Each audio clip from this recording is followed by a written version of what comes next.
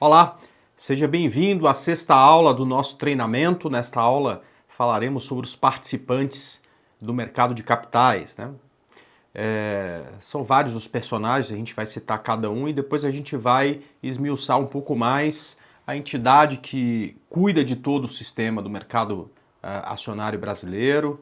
Vamos falar um pouco sobre a história da Bolsa Brasileira, que é a B3, a antiga BMF Bovespa, e vamos falar também sobre a corretoras, né? Você hoje necessariamente para comprar uma ação, você precisa fazer isso por meio de uma corretora. Então, necessariamente você vai ter que ter conta aberta em uma, tá? Vamos começar aqui, pessoal. A gente tem os emissores de títulos, que podem ser companhias abertas ou até mesmo fundo de investimento, principalmente que vai emitir vai fazer um fundo de investimento imobiliário, né? Os intermediários podem ser bancos de investimentos, corretoras de valores, distribuidoras de valores, tá? Os agentes autônomos de investimentos que são ligados a uma corretora e dão capilaridade para o mercado, né? Então imagina só, por exemplo, né, a corretora que eu trabalho ela tem sede em São Paulo, né? Uma das corretoras do grupo tem cerca de 3.000 agentes autônomos espalhados pelo país, né? Então, para quem quer conversar com alguém, né,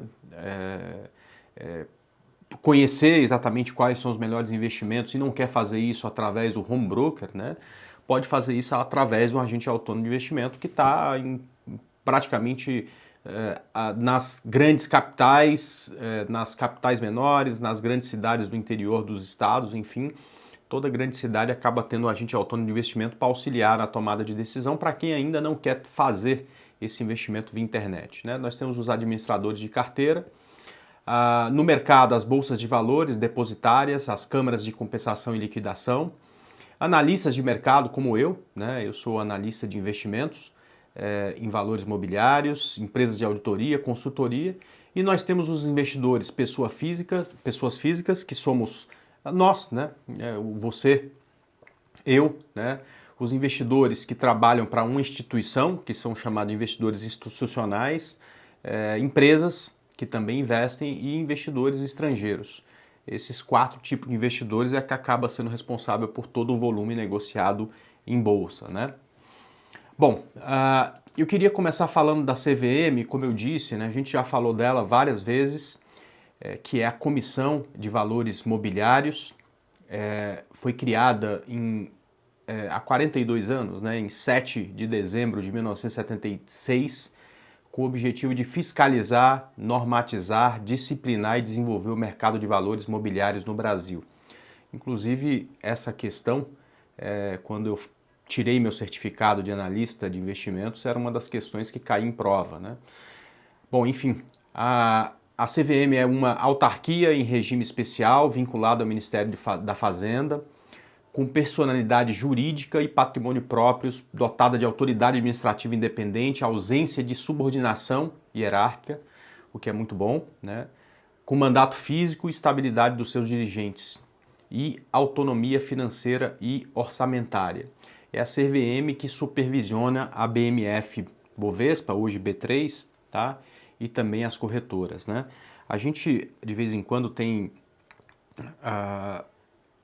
vê o país com um monte de coisa que não funciona direito e costuma comparar com de outros países. A educação de não sei aonde é muito melhor que a nossa, né?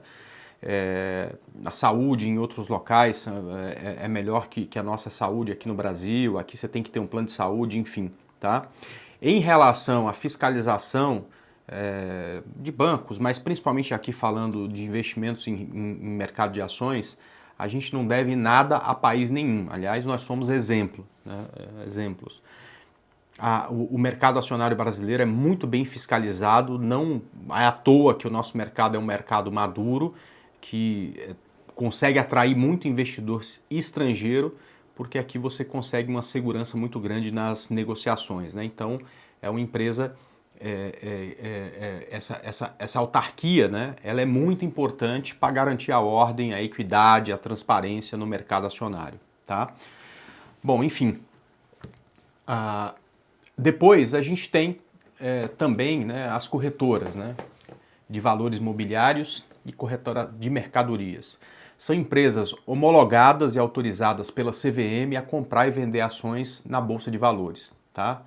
Então, elas realizam as transações de compra e venda de ações entre os investidores, né? Então, eu que sou investidor pessoa física, desejo comprar 100 ações, por exemplo, da Petrobras, eu faço isso através da corretora. Eu emito uma ordem de compra dessas ações para uma corretora que envia essa ordem para a B3, né?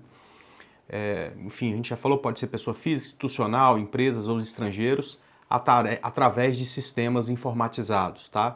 E essas corretoras são diretamente ligadas às bolsas de valores, ou seja, de forma online, né? A corretora que eu trabalho é exatamente a Clear Corretora, lá eu sou analista de investimentos, tá? Daqui a pouco a gente vai mostrar um pouco mais o home broker, tá? Mas antes eu quero falar um pouco da Companhia Brasileira de Liquidação e Custódia, que é uma empresa atualmente ligada ao grupo B3, que é a Bovespa, né? BMF Bovespa, responsável pela custódia, compensação e liquidação das ações e outros títulos privados, né? À vista, derivativos, balcão organizado, renda fixa privada, enfim, no mercado brasileiro.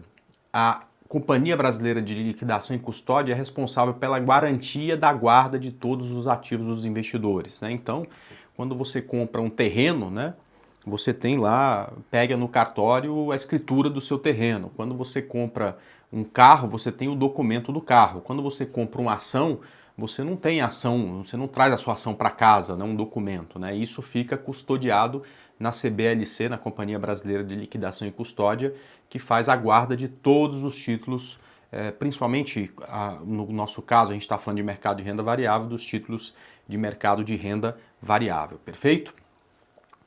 Bom, e por fim, né, nós temos a BMF Bovespa, né, que hoje mudou de nome, agora é chamada de B3, que conta um pouco a história da BMF Bovespa, que começa lá em 1890, enfim, depois vocês vão ter esse slide, acho que vale a pena correr aqui e conhecer um pouco da história, tá?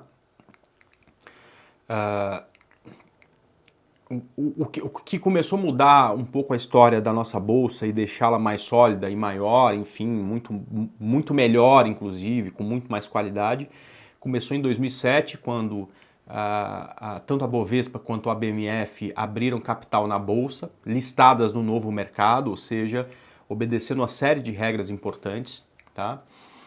Em maio de 2008, tá? A BMF e a Bovespa se juntaram, né, e formaram uma nova empresa chamada BMF Bovespa, né, que virou uma das maiores bolsas do mundo em valor. E em 2017, a BMF Bovespa uniu as suas atividades com a CETIP, né, que trabalhava com o mercado organizado, enfim, fazia custódia de renda fixa e passou a operar pelo nome de B3, tá?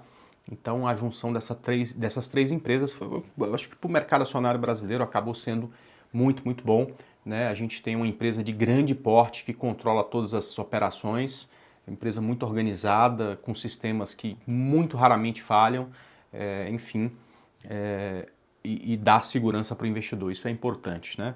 Eu separei algumas fotos para mostrar para vocês do início de negociação que a gente tinha, né?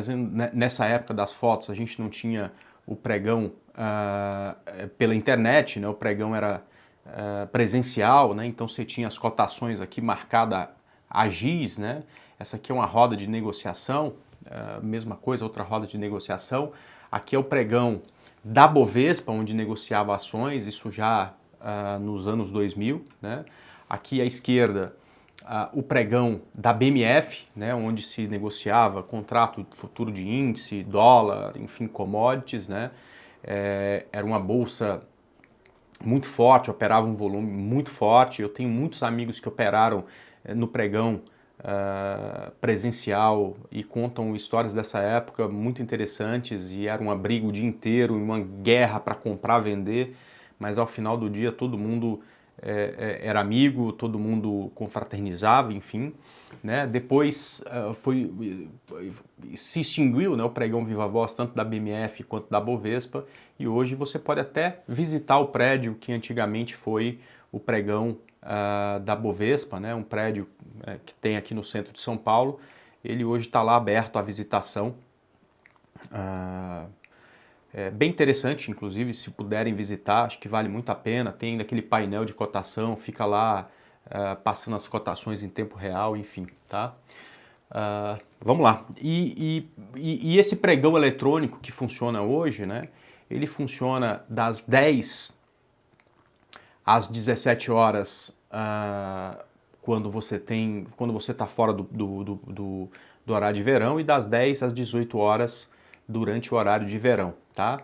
Eventualmente acontecem algumas mudanças, principalmente no fechamento de horário de verão, mas no ano de 2018, ano que eu estou gravando aqui esse curso, o pregão no horário de verão está fechando às 18 horas, tá?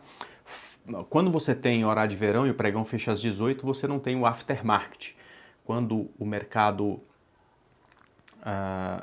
quando você está fora do horário de verão, você tem o aftermarket e é um período de negociação onde você tem uma série de regras, por exemplo, o limite de oscilação em relação ao preço do fechamento do pregão normal não pode exceder 2% para cima ou para baixo, não são negociadas opções e somente são negociadas ações que participam de algum índice. Daqui a pouco a gente vai, numa das próximas aulas, explicar exatamente o que são esses índices, tá? Bom, enfim, eu acho que para essa aula tá ok. Na próxima aula eu vou falar um pouco sobre corretora de valores, tá? Então, eu preparei já um material que eu gravei durante o pregão para mostrar para vocês de como é que funciona um home broker e eu espero que vocês gostem bastante. Fechado? Um abraço e até a nossa próxima aula.